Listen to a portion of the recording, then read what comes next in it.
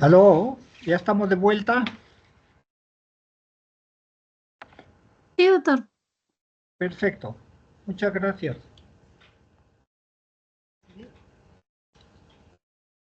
¿Se observa la imagen?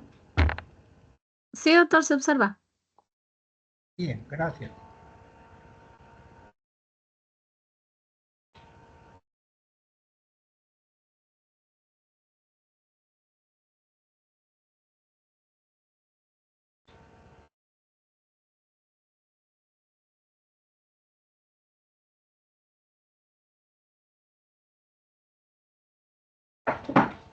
Pretendemos con esta clase hacer conocer el mecanismo de acción de los fármacos en la congestión visceral, la misma que puede comprometer la función de órganos vitales. Pretendemos que se busque reconocer los transportadores de iones en los segmentos de la nefrona que facilita la eliminación de exceso de sales y agua con el uso de diuréticos. Tenemos en la vista la gráfica de la célula fundamental del órgano riñón, la cápsula de Bowman con su glomérulo que reconoce la arteria aferente y la arteria eferente. El túbulo contorneado proximal, seguido del asa de Henle descendente y ascendente. Luego tenemos el túbulo distal y el túbulo colector. Los diuréticos son fármacos que aumentan el volumen urinario. Se usan para obtener balances negativos de agua y sodio en el paciente, como los estados edematosos que acompañan a la insuficiencia cardíaca congestiva asociada a edema pulmonar, los de origen renal que generan el síndrome nefrótico y el síndrome nefrítico, insuficiencia renal aguda o crónica, y la insuficiencia hepática que acompaña la cirrosis. La mayoría en realidad son natriuréticos y su potencia se mide en función de la fracción de eliminación de sodio. Sodio filtrado, sodio excretado. El volumen urinario aumenta en forma secundaria porque el agua sigue al sodio en forma pasiva por gradiente osmótico. La clasificación de los diuréticos se denomina de máxima eficacia cuando el sodio excretado es mayor del 15%. Corresponde este efecto a los diuréticos del asa de Henle. Los diuréticos de eficacia media reconocen una excreción de fracción de sodio que alcanza el 5 al 10%, como son las tiazidas o los fármacos parecidos a las tiazidas o tiazídicos. Los diuréticos de eficacia ligera se refieren a los ahorradores de potasio, a los diuréticos osmóticos y a los inhibidores de la anhidrasa carbónica. Este esquema nos recuerda la reabsorción del sodio en un 65% que ocurre en el túbulo proximal. Cuando estamos en un cuadro de insuficiencia cardíaca, esa absorción supera los 75%.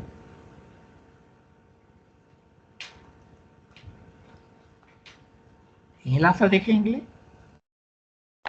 se produce la reabsorción del 25% y más del 50% los diuréticos de asa excretan. Un 5% en el túbulo proximal y un 5% de reabsorción de sodio en el túbulo distal.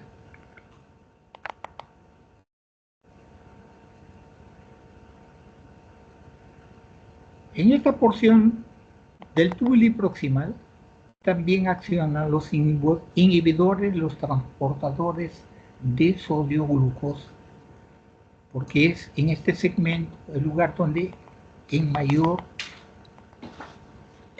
proceso de absorción ocurre.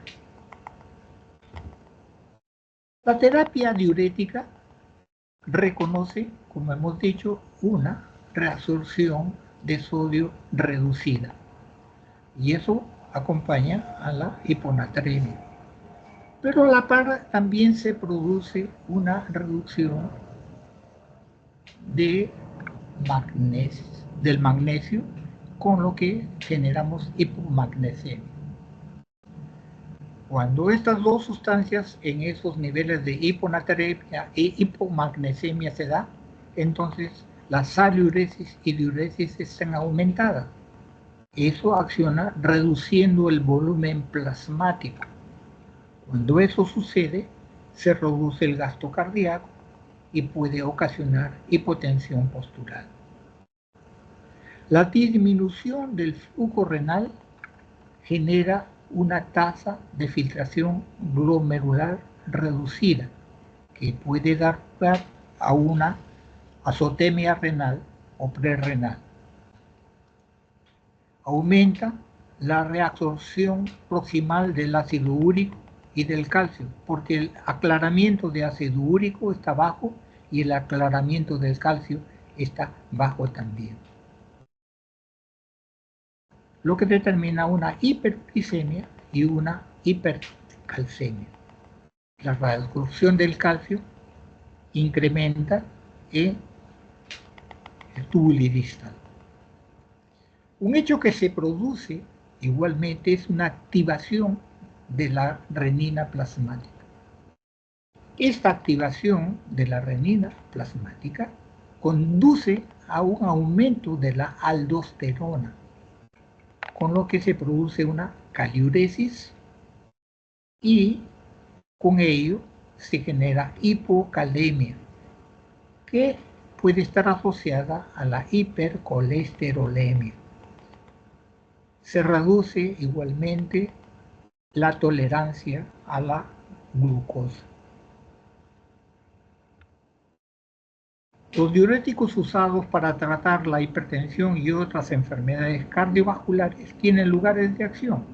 Las tiazidas y los agentes semejantes a la tiazida, como la metolazona, accionan esta última en el túbulo proximal y el túbulo distal. Las otras accionan en el túbulo distal.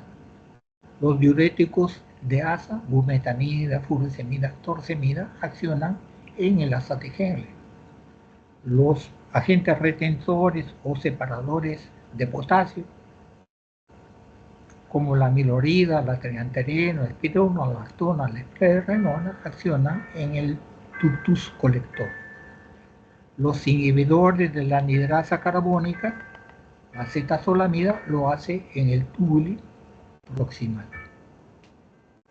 La farmacocinética de los diuréticos usados en el tratamiento de hipertensión, la mayor biodisponibilidad lo tiene la hidroclorotiazida, con una vida media de 3 a 10 horas y una duración de acción de 6 a 12 horas. La indapamida, una biodisponibilidad de 90%, bastante alta, tiene una duración de 24 a 36 horas. Y junto con la metolazona pueden ser usados en el tratamiento de insuficiencia renal moderada. Los diuréticos de asa,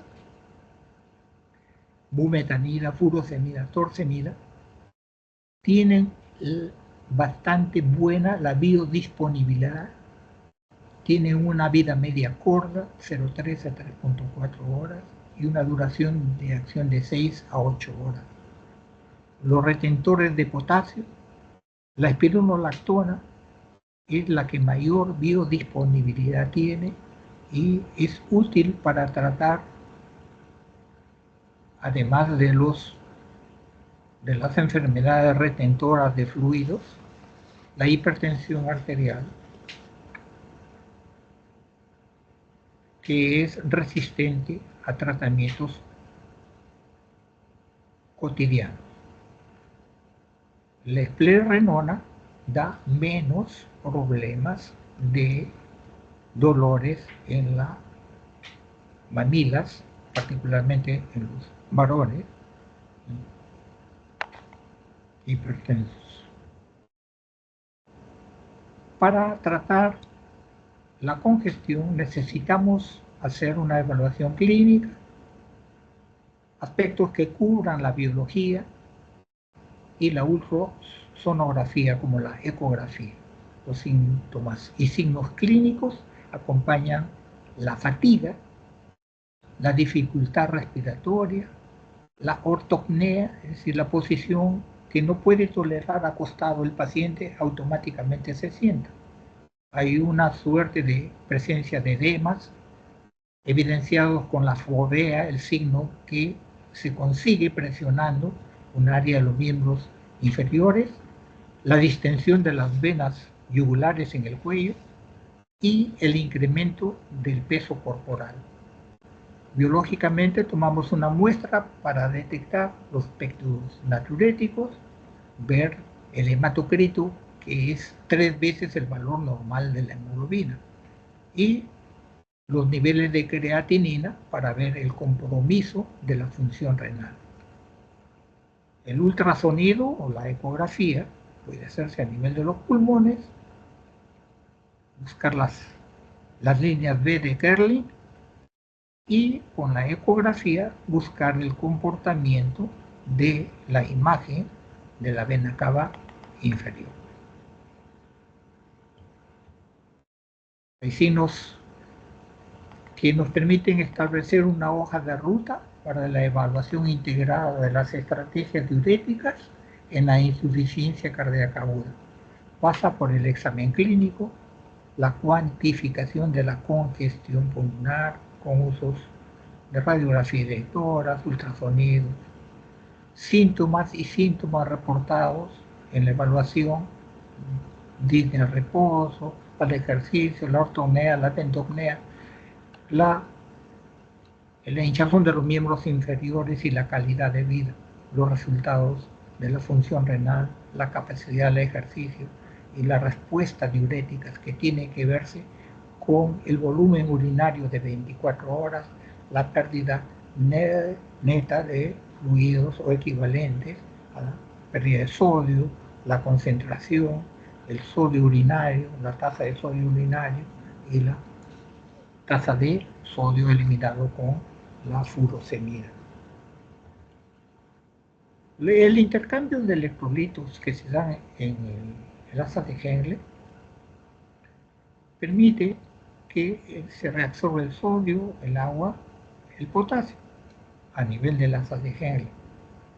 Cuando usamos los agentes diuréticos, los cotransportadores de sodio y cloro son bloqueados, con lo que se propicia la salida del sodio y del cloro y se preserva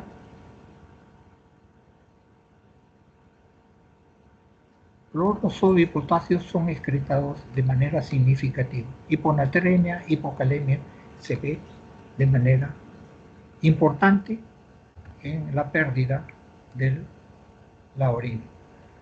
Los diuréticos de asa actúan por medio del bloqueo del sistema cotransportador entonces que existe en la membrana de la luz tubular. Mientras unos diuréticos pierden su eficacia a medida que se corrige el exceso de líquido extracelular, los diuréticos de asa siguen siendo eficaces.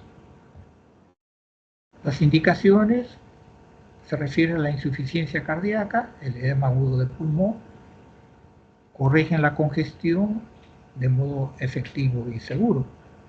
Los edemas y la citis que acompañan a la cirrosis, el edema del síndrome nefrótico. En este existe una proteinuria elevada. Entonces, los diuréticos de asa se ligan a la proteína plasmática.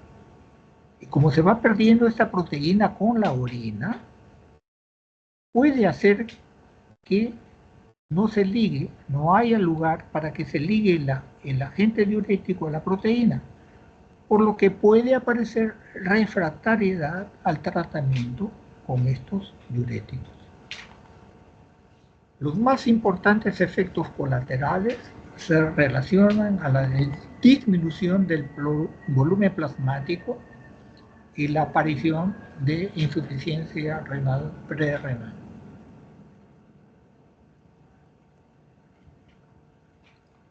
La hipopotasemia y la alcalosis metabólica debido a un aumento excesivo de la excreción de cloro, hidrogeniones y potasio. Los diuréticos de asa aumentan la eliminación de agua libre y pueden dar lugar a ototoxicidad e hipoacusia reversible. La furosemida tiene acción vasodilatadora venosa en miembros inferiores, con lo que reducen el volumen de retorno porque producen un encharcamiento distal de sangre. La insuficiencia cardíaca aguda y su manejo y las recomendaciones de la terapia descongestiva para controlar la hiponatremia, es decir, evitar un sodio sérico debajo de 135 miliequivalentes. El diagnóstico se hace un déficit deplecional de sodio por hipovolemia, la osmolalidad urinaria menor de 100 miliosmoles por litro, el sodio urinario menor de 50 miliequivalentes por litro, que nos invitan a hacer una administración salina como tratamiento. La pérdida de agua dilucional determina hipervolemia con edema, ascitis, derrame pleural y una osmolalidad urinaria mayor de 100 miliosmoles por litro. Lo que hay que hacer es limitar la ingesta de agua y promover la excreción de agua con diurético. Los pacientes hospitalizados, de acuerdo a las recomendaciones de la ASC, los pacientes admitidos con evidencia significativa de sobrecarga de fluido serán tratados prontamente con diuréticos endovenosos para mejorar los síntomas y reducir la morbilidad. Para pacientes hospitalizados con falla cardíaca o insuficiencia cardíaca, la terapia con diuréticos y otros medicamentos dirigidos por las guías terapéuticas serán estratificados buscando resolver los problemas clínicos de congestión para reducir reducir los síntomas y la estancia hospitalaria. Para los pacientes que necesitan de diuréticos para el tratamiento hospitalario, al momento del alta, deben incluir dentro de su plan un ajuste de los diuréticos de modo tal que se reduzca la posibilidad de rehospitalización. Las tiazidas son diuréticos que actúan disminuyendo la reabsorción de cloro y sodio en la primera porción del túbulo distal y en parte de la porción cortical del asa ascendente de Henle denominado segmento de dilución. Hay un aumento del aporte de sodio al túbulo distal, propiciando el intercambio de sodio con el potasio y facilitando la eliminación de potasio en la orina. Este es un lugar de acción de los diuréticos tiazídicos como esquema. Aquí se produce una reabsorción del sodio y el agua. Cuando el cotransportador se bloquea, es inhibido, entonces la pérdida de cloro sodio se incrementa. Este es un estudio, el stroke chino, en los que una dieta alta en sodio contribuye a hacer hipertensión arterial. Y el potasio, la dieta rica en potasio, puede ayudar a sustituir la sal corriente con una suerte de efectos retentores o antihipertensivos por natriuresis con un efecto semejante a las tiazidas. La metolazona, la indapamida y la cipamida no disminuyen la tasa de filtrado glomerular, por lo que pueden emplearse en presencia de una insuficiencia renal moderada. El lugar de acción es similar a las tiazidas. El mecanismo de acción de la metolazona, donde el cloro y el sodio no son completamente reabsorbidos y resultan en una excreción de estos iones.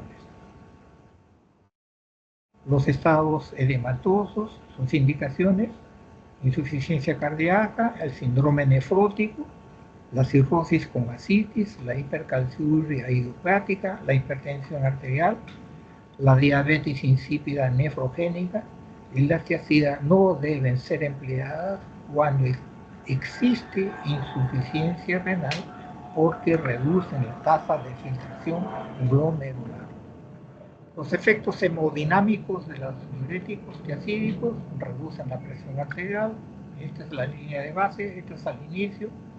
La presión arterial diastólica se reduce, el volumen plasmático se reduce, se recuperan cuando al final del tratamiento el gasto cardíaco se reduce y la resistencia periférica total también se reduce. Los efectos benéficos de los diuréticos dependen de la reducción de la presión arterial. Se reduce el riesgo de accidentes vasculares cerebrales, reducen el riesgo de infarto del miocardio, reducen la hipertrofia ventricular izquierda, tienen un efecto preventivo posible de fracturas de hueso en el anciano y tiene un efecto posible preventor del estado de demencia. Naturalmente su costo es bajo. Los ahorradores de potasio producen un balance positivo de potasio. Son diuréticos poco enérgicos. Se emplean asociados para potenciar el efecto diurético y evitar la pérdida de potasio. Favorecen la remodelación cardíaca y evitan la fibrosis post-infarto del miocardio. Se distinguen dos grupos antagonistas de la aldosterona: respironolactona y eplerenona, estructuralmente similares a la aldosterona. Accionan en la porción cortical del conducto colector mediante inhibición competitiva de la aldosterona, bloqueando el intercambio de sodio con potasio e hidrógeno. Cuando se prescriba espironolactona, eplerenona, triantereno, amilorida, antagonistas de los receptores mineralocorticoides, tener cuidado en pacientes que tienen hiperpotasemia, que son portadoras de insuficiencia renal o tienen hiponatremia. El intercambio de electrolitos en el túbulo colector permiten la reabsorción de sodio y agua y la excreción de potasio. Actuando sobre el túbulo colector se elimina sodio y potasio.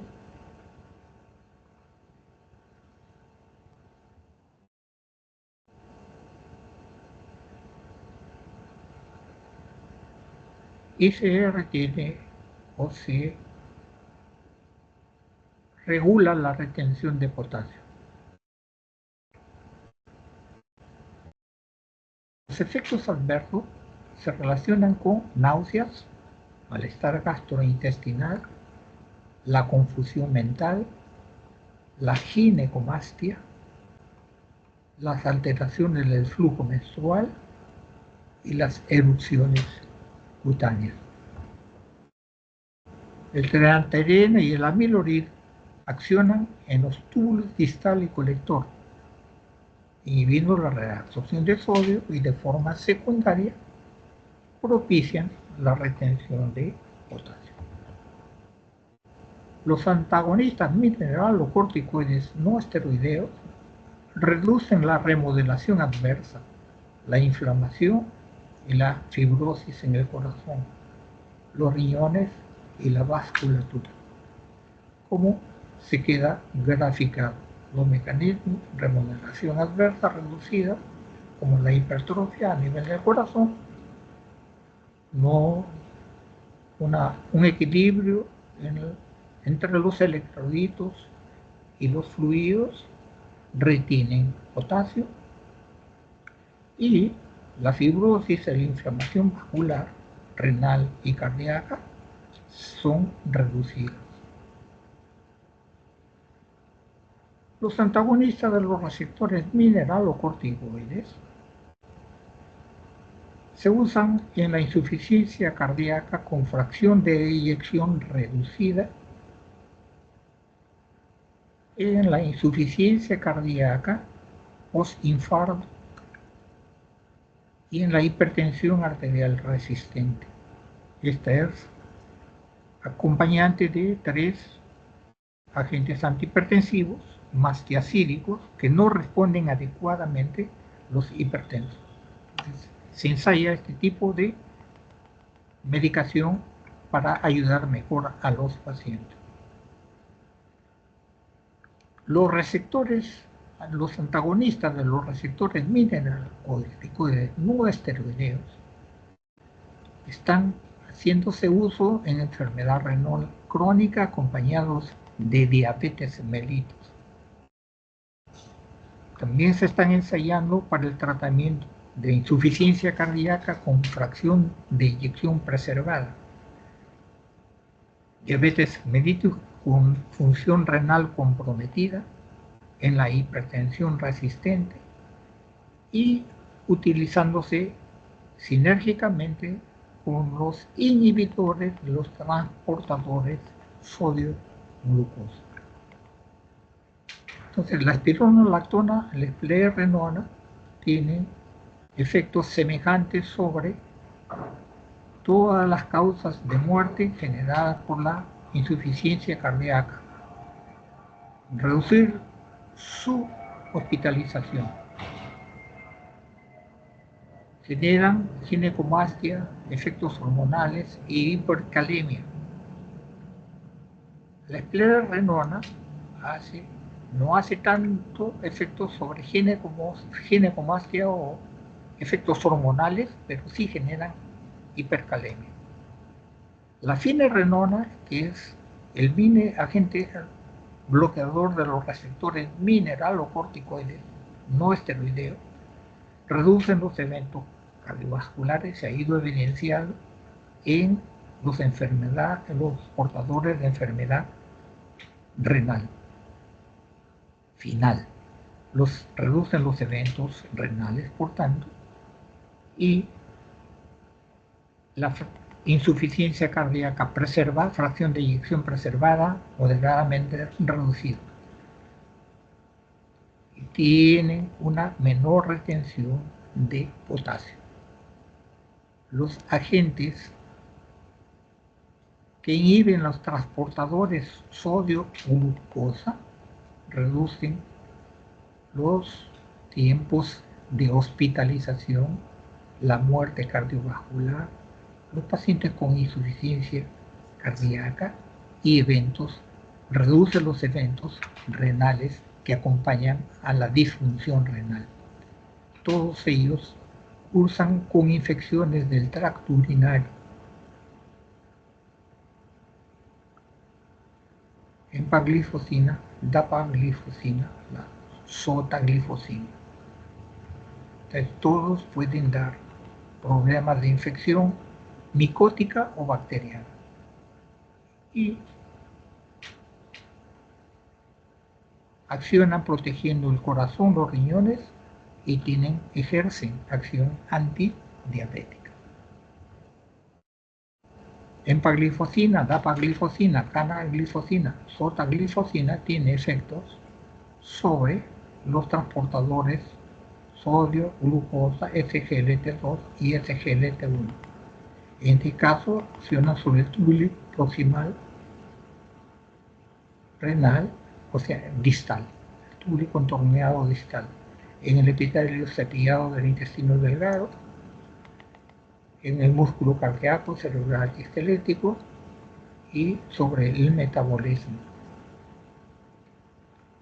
Entonces reducen la posibilidad de stroke, de infarto de miocardio, reducen la posibilidad de congestión general y de eventos de insuficiencia cardíaca. El SGLT2 tiene más efectos de protección isquémica, reduciendo el infarto de miocardio, la diabetes. Hay menos congestión, menos eventos de falla cardíaca y menos mortalidad. Esta es una gráfica que la repetimos y hemos dicho que los inhibidores SGLT2 protegen el aparato cardiovascular, hay una protección renal y nos ayudan a corregir el fenómeno metabólico de la diabetes, ejercer una neuroprotección, proteger la médula ósea, proteger el hígado, menos esteatosis hepática, menos peso corporal y menos demanda de oxígeno, fibrosis y de arritmias.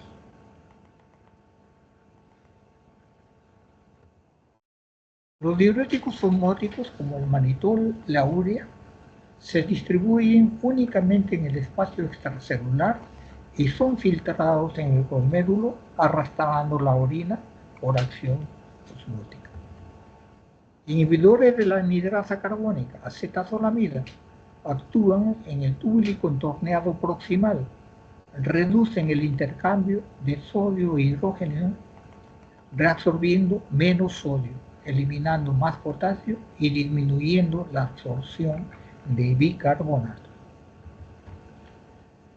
Acetazolamida en la luz del túbulo contorneado proximal hacen que el hidrógeno libre y el bicarbonato se convierten en dióxido de carbono y agua mediante la anhidrasa carbónica unida a la membrana.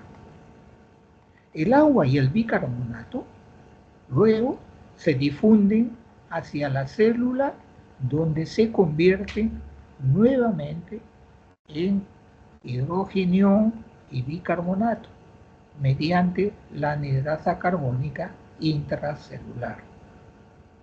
La acetazolamida inhibe la anhidrasa carbónica en ambos sitios, reduciendo la producción de hidrógeno y por tanto la reabsorción de sodio y bicarbonato, lo que causa natriuresis, diuresis, y previene o corrige la alcalosis sistémica.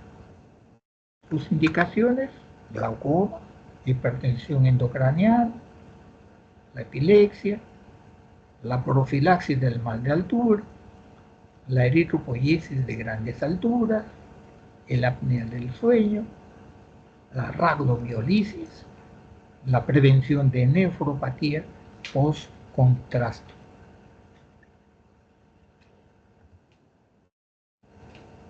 Los efectos adversos: acidosis metabólica, hipopotasemia, alcalinización de la orina. Los efectos reportados, efectos colaterales reportados de los diuréticos, los predecibles, hipocalemia, hipercalemia, hiponatremia, hipercalcemia, hipomagnesemia, hiperuricemia, desórdenes ácido-básicos. Secundarios, arritmias, hiperlipidemia, hiperglicemia, incidentes de diabetes mellitus y impotencia. Idiosincráticos, fotosensibilidad, dermatitis, ototoxicidad, nefrolitiasis, nefrocalcinosis, nefritis aguda intersticial, pancreatitis, edema pulmonar, síntomas musculoesqueléticos, cáncer genitourinario. El bicarbonato sérico en la insuficiencia cardíaca descompensada. Ocurre que en la insuficiencia cardíaca descompensada está aumentado el bicarbonato, de modo tal que asociar diuréticos de asa para activar la respuesta neuromoral se incrementa. Por tanto, el efecto diurético se intensifica, por lo que se pueden beneficiar la combinación de la terapia diurética para beneficiar a la insuficiencia cardíaca hospitalizada. El manejo de la congestión en la insuficiencia cardíaca aguda, ya hemos señalado los signos clínicos de fatiga, disnea, ortopnea, edema de los miembros, aumento de peso, detectados con ultrasonido o ecografía pulmonar, cardiopulmonar, en todo caso. El comportamiento de la vena cava inferior en la ascitis, los aspectos biológicos con la detección de péptido natriurético. El manejo de la congestión está la búsqueda de mejorar los scores de congestión clínica, la estancia hospitalaria, la pérdida de peso y la bajada de los marcadores natriuréticos y otros resultados que ayuden al paciente. Muchas gracias por la atención prestada. Ahora sí, más tranquilos. Si tienen alguna pregunta que hacer, yo gustoso por responder.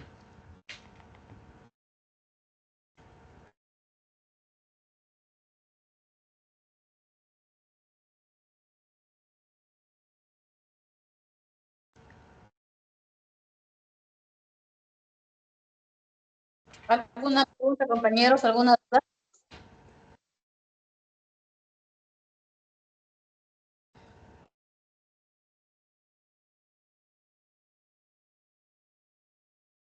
Creo que no hay preguntas todavía por el auditorio, doctor. Todo conforme, más bien, gracias. Las gracias a ustedes por la atención prestada. El propósito siempre es procurar conocimientos que son esenciales para llegar mejor a tratar a nuestros seres humanos que sufren alguna dolencia. En la primera parte, casi el 50% ha ido para refrescar aquello, fundamentalmente el conocimiento de cómo se desarrolla la presión arterial y cómo es que los factores de comorbilidad acompañan y cómo debemos manejar. La segunda parte es netamente lo ligado a fármaco, pero sin entender la base no podemos levantar pilares. Espero que, con el mejor propósito, el empeño realizado por mi persona en buscar información y consolidarla para hacerla más fácil para ustedes, les fortalezca en el conocimiento. Es la única forma de mostrarse ante los demás cuando se sabe, se conoce, se domina, se manejan los instrumentos. Cuando eso sucede, el éxito no está lejos. No existe éxito en el ocioso. Para conseguirlo hay que trabajar mucho. sin medir esfuerzos, y entonces esa voluntad, sin desfallecer, nos va a hacer triunfadores. Cuando gusten, todas las preguntas que anhelen, con el mayor gusto para responder. Muchas gracias. Gracias.